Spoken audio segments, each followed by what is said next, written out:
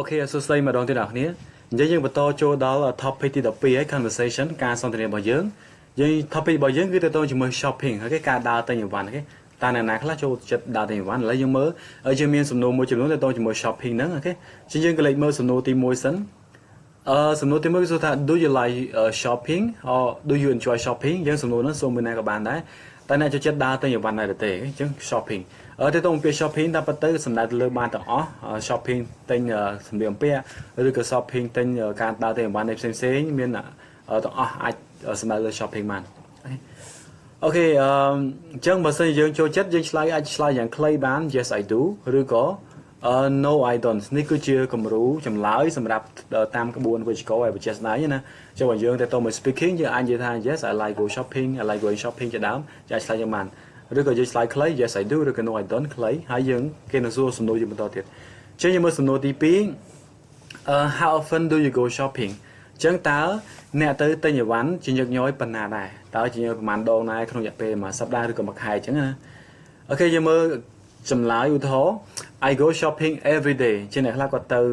ទិញអីវ៉ាន់រៀងរាល់ថ្ងៃអូខេឬក៏យើងនិយាយថា I go shopping every weekend ខ្ញុំទៅទិញអីវ៉ាន់ហ្នឹងនៅថ្ងៃចុងសប្តាហ៍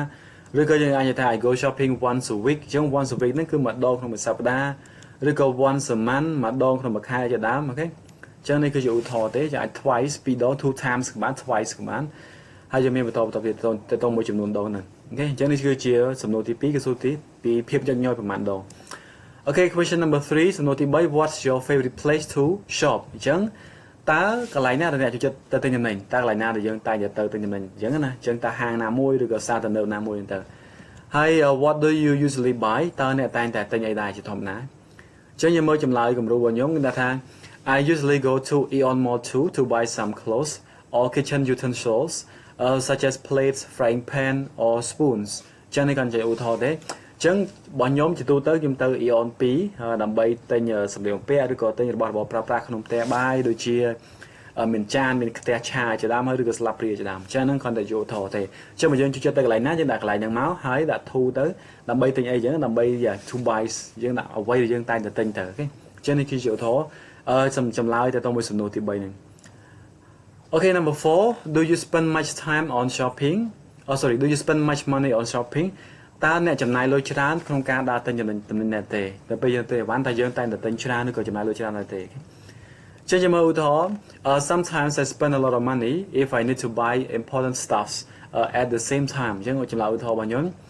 ពេលខ្លះឬក៏ជួនកាលខ្ញុំចំណាយលុយខ្ញុំត្រូវការលុយច្រើនប្រើលុយច្រើនឬក៏ចំណាយលុយច្រើនដោយសារតែពេលខ្លះយើងត្រូវការទិញរបស់ច្រើនក្នុងពេលតែមួយអញ្ចឹងណាវាសិតតែសំខាន់ទៀតអូខេអញ្ចឹងពេលខ្លះទិញចំពេលតែមួយត្រូវអស់ក្នុងពេលតែមួយត្រូវទិញវាអញ្ចឹងវាអាចត្រូវការចំណាយលុយច្រើនអូខេឬក៏និយាយថា I don't spend a lot of money on shopping because I like to go window shopping ជាអ្នកខ្លះគាត់អត់ចូលចិត្តទិញច្រើនទេបើអត់សំខាន់ទេគឺគាត់ដើរមើលអីវ៉ាន់អញ្ចឹង go window shopping ស្មើលើយើងដើរទៅមើលគេគឺយើងអត់ទិញអីទេជាការកំសាន្តធម្មតា Okay យើងមើល question number 5 are brand names important to you why or why not ចឹងគេសួរថាតើម៉ាកយីហោសំខាន់ដែរទេសម្រាប់អ្នកហេតុអ្វីឬក៏ហេតុអីមិនសំខាន់អូខេចឹងបើសំខាន់តើហេតុអីបើមិនសំខាន់ក៏ហេតុអីដែរចឹងយើងមើលឧទាហរណ៍ brand names are important to me because the products with famous brand names can be used for a long time and they make me feel good and confident ចឹងចំពោះខ្ញុំគិតថាbrand name គឺសំខាន់មែនទែនព្រោះផលិតផលពីច្រើនអាចថាប្រើបានយូរហើយនៅពេលយើងប្រើប្រាស់ទៅយើងមានអារម្មណ៍ថាយើងមានទំនុកចិត្តក្នុងការប្រើវាយើងធ្វើឲ្យយើងមានអារម្មណ៍ល្អអញ្ចឹងណាកាលណាយើងប្រើរបស់ brand វាអាចរៀងថ្លៃបន្តិចក៏ប៉ុន្តែយើងប្រើទៅយើងមើលទៅឡើងថាវាឡើងថាធ្វើឲ្យយើងមានអារម្មណ៍ល្អមែនទែនអូខេកាលណាយើងប្រើរបស់អន់វាអាចធ្វើឲ្យអារម្មណ៍យើងមានគិតថារបស់អន់ហើយវាអត់ស្អាតដូចជាដើមអូខេចឹងនេះគឺជាឧទាហរណ៍របស់ខ្ញុំអូខេយើងមើល question number 6 do you like to go shopping alone or with friends why ចឹងតើអ្នកចូលចិត្តដើរទិញអីវ៉ាន់តែម្នាក់ឯងឬក៏ជាមួយមិត្តភក្តិហេតុអីចឹងយើងមើលចម្លើយគំរូ I like to go shopping with my friends because I can enjoy with them by chatting or eating something together ចឹងបើសិនយើងចូលចិត្តទៅជាមួយមិត្តភក្តិអូខេយើងអាចប្រើហេតុផលនឹងបានពីព្រោះយើងចូលចិត្តដើរលេងហើយគ្នាថាដើរជាមួយមិត្តភក្តិហើយអាចជជែកលេងឬក៏ញ៉ាំអីជាមួយគ្នាចឹងណាអញ្ចឹងក៏បង្កើនបរិយាកាសដែរអូខេឬក៏យើងនិយាយថាI like to go shopping alone because sometimes I want to spend time with myself only អញ្ចឹងអ្នកខ្លះចូលចិត្តចំណាយពេលជាមួយតែឯងចូលចិត្តដើរតែឯងអញ្ចឹងណាអញ្ចឹងគាត់ចូលចិត្តតែទៅម្នាក់ឯងអញ្ចឹងទៅ Okay យើងឬក៏ចំណាយឧទាហរណ៍ទៀត sometimes I don't go shopping alone or with friends but with my family because I want to spend more time with them អញ្ចឹងអ្នកខ្លះគាត់ចូលចិត្តទៅមិនចូលចិត្តមិត្តភ័ក្តិឬក៏តែឯងទេគាត់ចូលចិត្តទៅជាមួយគ្រួសាររបស់គាត់ដោយសារតែគាត់ចង់ប្រើចំណាយពេលច្រើនជាមួយគ្រួសាររបស់គាត់ជាដើមទេ Okay យើងមើល question number 7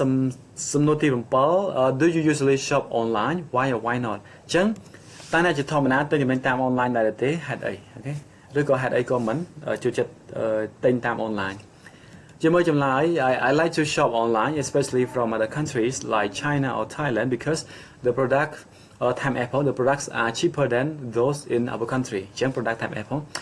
ចឹងយើងមើលនេះឧទាហរណ៍ខ្ញុំចូលចិត្តទិញទំនិញតាម online ជាពិសេសពីប្រទេសក្រៅដូចថាប្រទេសចិនឬក៏ប្រទេសថៃអញ្ចឹងណាដោយសារតែផលិតផលអាចមានតម្លៃធូរថ្លៃជាងនៅស្រុកយើងនៅពេលដែលគេនាំផលិតផលចូលមកវាអាចតម្លៃគុណនឹង2ឬក៏3ដងអញ្ចឹងណាអញ្ចឹងវាអាចថ្លៃបើយើងចេះរបៀបទិញ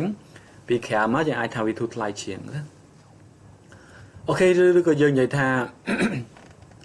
I like to shop online because I can get products at my home and I don't want to carry a lot of things from the market ចឹងអ្នកខ្លះគាត់គាត់ថានៅពេលទៅ online ទៅគឺអវ៉ាន់គេយកមកដល់ផ្ទះអញ្ចឹងណាសេវាកម្មមានដល់ផ្ទះហើយក៏គាត់មិនចង់កាន់អវ៉ាន់ច្រើនណាស់ពីផ្សារមកអញ្ចឹងគាត់អាចកំងគេមកគាត់ចាំយកនៅផ្ទះអូខេឬក៏ចម្លើយធម្មតាជាងមើល I don't like to shop online because sometimes I get the products with low quality ជាអ្នកខ្លះគាត់ចង់ទិញអវ៉ាន់តាម online ដោយសារតែវាពេលទិញមកមើលតាម online វាល្អមើលតាមការ like អញ្ចឹងទៅដល់ពេលបានផលិតផលបើជា